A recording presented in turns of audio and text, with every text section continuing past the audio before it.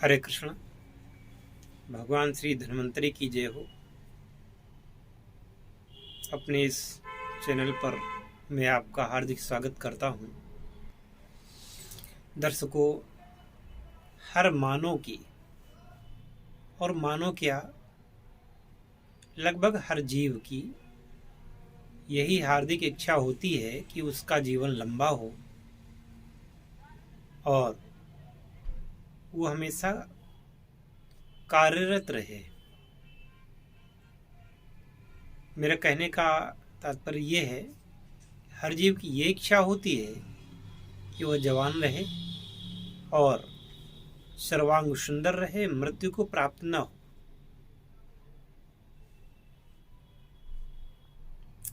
हालांकि इसे मृत्युलोक कहा जाता है और ये भी है कि जो पैदा हुआ है वो मरेगा। हमारे यहाँ कोई नहीं है, फिर भी देवताओं को अमर कहा गया है।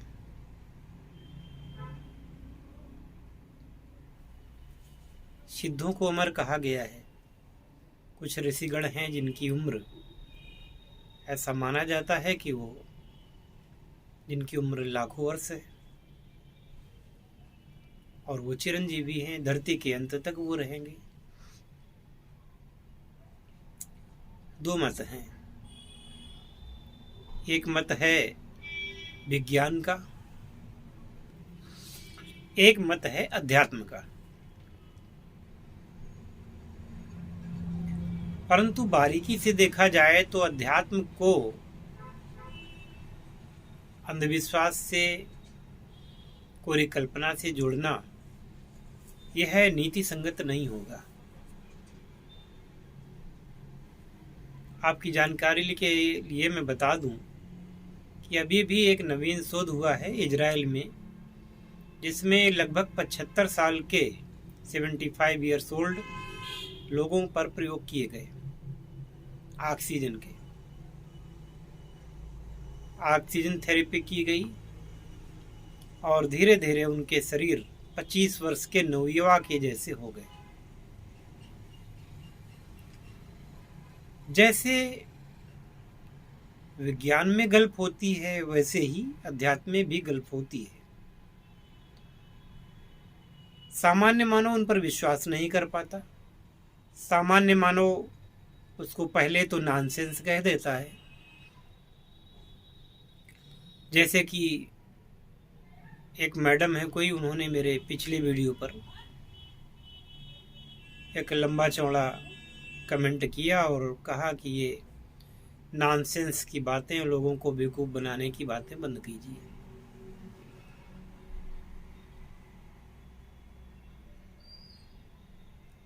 तो मैं यही कहूँगा कि अगर आपको लगता है कि ये नॉनसेंस है तो आप दूर रहिए।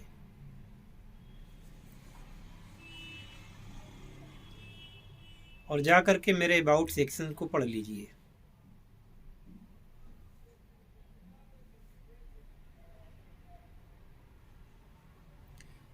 अब आते हैं कि सतत प्रयत्नशील रहने वाले वैज्ञानिक गण जिन चीज़ों को आज असंभव को संभव करके दिखा रहे हैं। आज से 500 वर्ष पहले को भी लीजिए आप,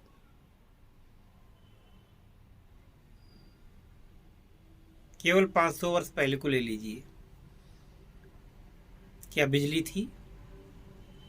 कहीं पर भी बिजली के तार थे? 500 वर्ष पहले क्या कहीं पर वायुयान थे? 5 वर्ष पहले तक क्या विश्व में कहीं भी ट्रेन थी? क्या विश्व में कहीं भी बसें थीं या कारें थीं या मोबाइल फोन थे या टेलीविज़न थे? 500 साल पहले कहीं कोई किसी को इंजेक्शन लगाता था क्या? क्या कहीं बोतल चढ़ती थी? कहीं ब्लड ट्रांसफ्यूजन होता था क्या? 500 वर्ष पहले कोई क्या कंप्यूटर था? कैलकुलेटर था क्या? डिजिटल वेट करने वाली मशीनें थी क्या? डिजिटल थर्मामीटर थे क्या?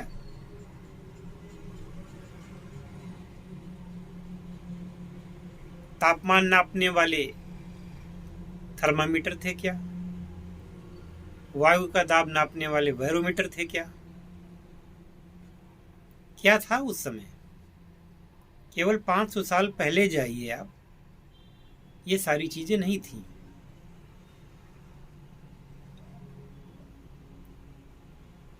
तो तब की मानव की सभ्यता, तब की मानव की स्थिति का आकलन करिए। ना तो कोई छापे खाने थे जिनमें पुस्तकें छपती हों, जो कुछ भी था हस्तलिखित था।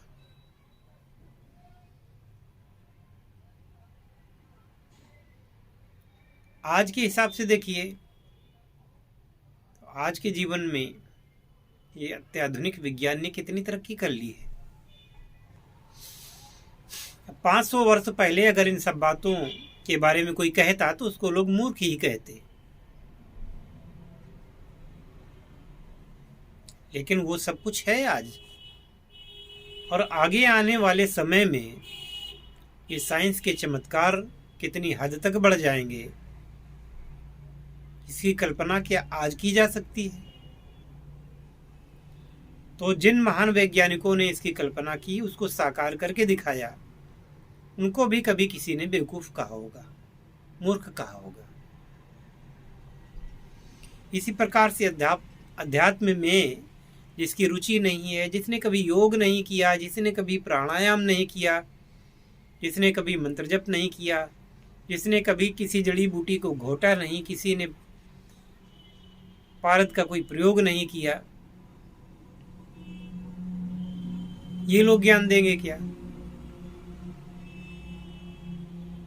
हर चीज को नॉनसेंस कह देना सरल है, परंतु क्या उस पर विचार किया जाए, उस पर काम किया जाए तो अच्छा नहीं होगा।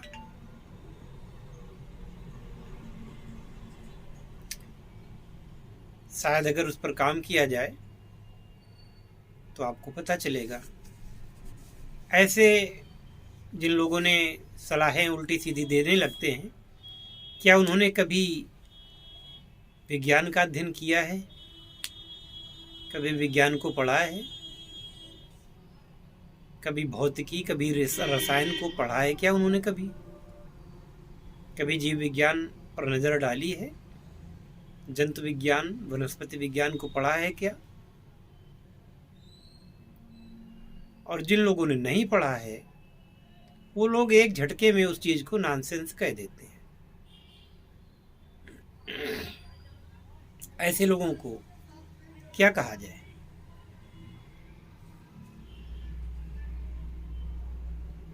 तो इजराइल में जो खोज हुई एक ऑक्सीजन थेरेपी की, और भारत में खोज हुई थी प्राणायाम की, और वो भी हजारों वर्ष पहले, लाखों वर्ष पहले।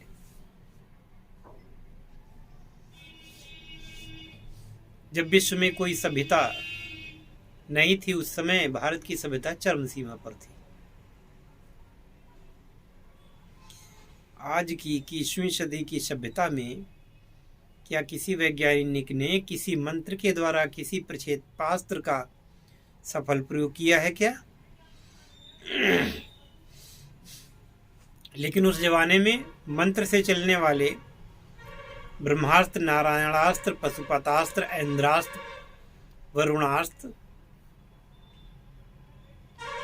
वायव्यास्त्र इत्यादि थे, जिन पर आत्मिक शक्ति और मंत्रों का प्रयोग करके उन दिव्यास्त्रों को इतना घातक बना दिया जाता था कि वो ब्रह्मास्त्र के बारे में तो ये कहा जाता है कि वो पूरी सृष्टि को ही नष्ट करने की क्षमता रखता था। और जब ब्रह्मास्त्र का संधान किया जाता था तब स्वयं ब्रह्मा जी कभी कभी आकर के उस प्रयोग को करने से रोकते थे।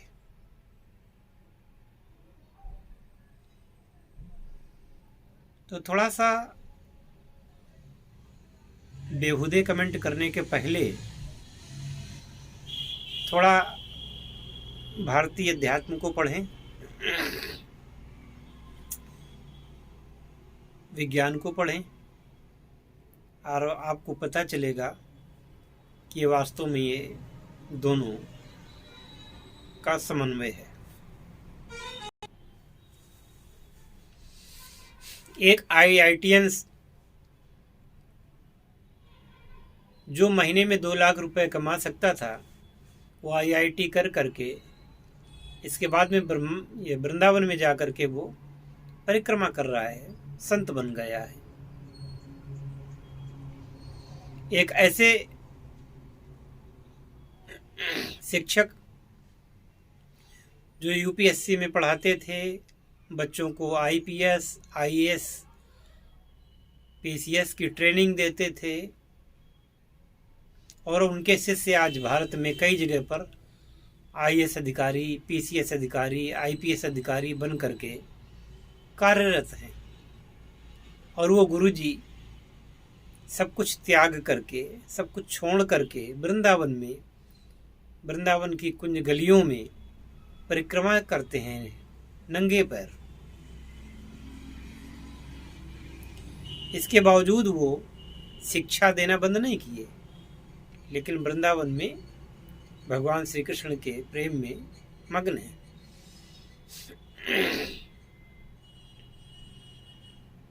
तो इनको क्या कहा जाए?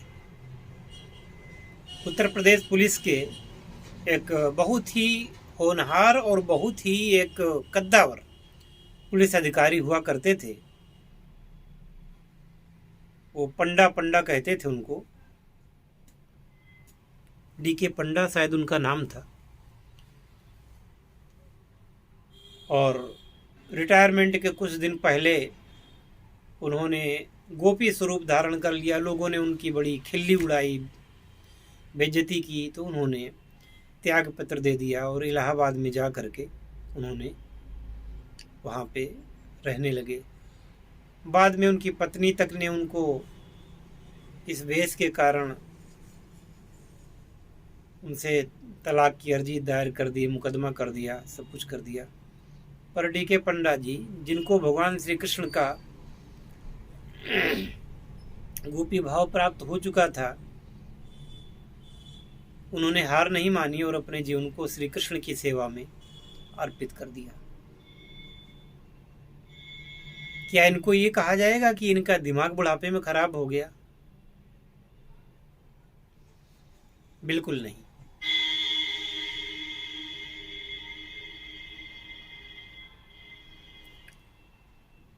भगवान की कुछ लीला ही ऐसी है कि उसके रस का स्वाद जो एक बार ले लेता है, वो फिर कुछ भी त्यागने को तैयार हो जाता है। तो मैं बात ये कर रहा था, बात से मैं भटका नहीं हूँ, बात ये कर रहा था, व्यक्ति के अंदर एक अदम्य लालसा होती है कि वो जवान रहे, वो मृत्यु को प्राप्त न हो। हालांकि ऐसा करना हर व्यक्ति के लिए अच्छा नहीं है, हर व्यक्ति के लिए वो संभव नहीं है, ये कहना चाहता हूँ मैं। और जब संभव नहीं है सबके लिए, फिर किसके लिए संभव है? संभव उनके लिए है जो अटूट विश्वास करते हैं। और इसके लिए हमारे यहाँ आयुर्वेद में कायाकल्प एक प्रकल्प है, रसायन में कायाकल्प है। प्राणायाम की विधि तो ऋषियों ने पहले ही बता रखी है। मेरे कहने का तात्पर्य ये है कि पश्चिम जगत धीरे धीरे उन सारी मान्यताओं को मानता जा रहा है, उन्हीं चीज़ों को प्रूफ करता जा रहा है जिन चीज़ों को हम लोग नास्तिक बन करके, जिन चीज़ों को हम लोग नॉनसेंस कह देते हैं। इस पर टेलीविज़न पर भी कभी कभी खबरें आई हैं, मनुष्य के जीवन को बढ़ाया जा सकता है, 300 से 500 साल तक किया जा सकता है, जवान किया जा सकता है। ये सब संभव है, पर उन लोगों के लिए बिल्कुल संभव नहीं है जो कुछ भी मानना नहीं चाहते, जिनकी बुद्धि में ये चीज़ें घुसती नहीं है। तो उन लोगों के लिए क्या कहना। हाँ, ये कायाकल्प के बारे में भी हम बताएंगे, वीडियो भी बनाएंगे, जिससे कि आप लोगों को जानकारी हो सके और आप अपने जीवन में इस क्रिया को होते हुए देखें, अपने जीवन में इन चीज़ों को प्राप्त करने की अपनी इच्छा को पूरी कर सकें। आयुर्वेद में इनका उल्लेख है। अब आप माने न माने, इसी प्रकार से कीमिया भी आयुर्वेद का ही एक हिस्सा है, आप उसको माने चाहे न माने। चलो, मैं मान लीजिए कि मैं गलत कह रहा हूँ, आप ये मान लें, तो ये सारे ग्रंथ क्यों भरे हुए हैं?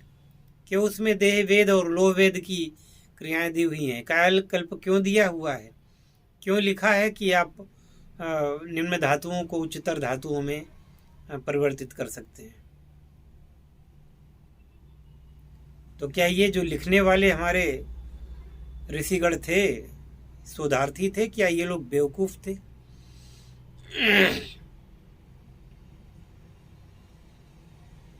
और उनकी लिखी हुई बातें अगर हम सही ढंग से समझ नहीं पाते हैं या उनको हम ढंग से कर नहीं पाते हैं, तो इसमें दोष उनका नहीं है। उनका दोष कहाँ से हो जाएगा? उन्होंने तो अपने जीवन में करके दिखाया।